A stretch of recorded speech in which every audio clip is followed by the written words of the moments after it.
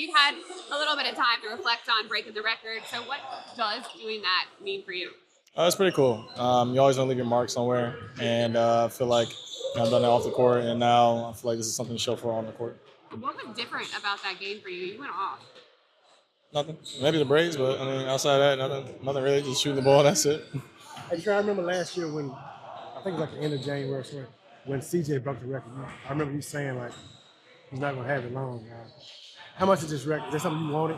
Yeah, it definitely is. Obviously, like I said, you want to leave a mark wherever you go, and my name will forever be in the history books here, so that's always a blessing.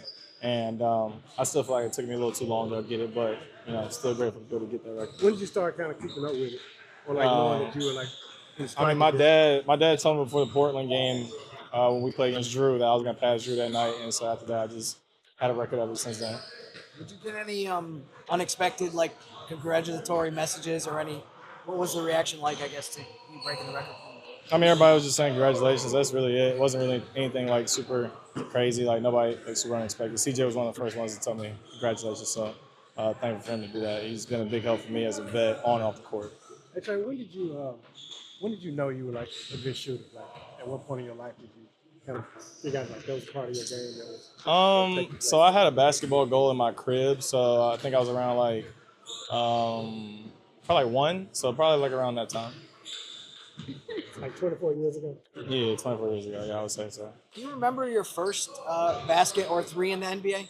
Yeah, it was against Philly. My first game. It was like the third quarter or something like that. I remember I hadn't scored the entire first half, and I was nervous and a little angry about that. But I want to say it's either fourth quarter or third quarter of the Philly game. Was it a corner three? Do you remember where it was? It was a corner three, I think. Was it here? Yeah. Oh, season open? Yeah. Oh, okay. Yeah. Well, I'm sure you're going to get honored before the game tonight because you. Say again? I think you're going to get honored before the game or because of breaking the record.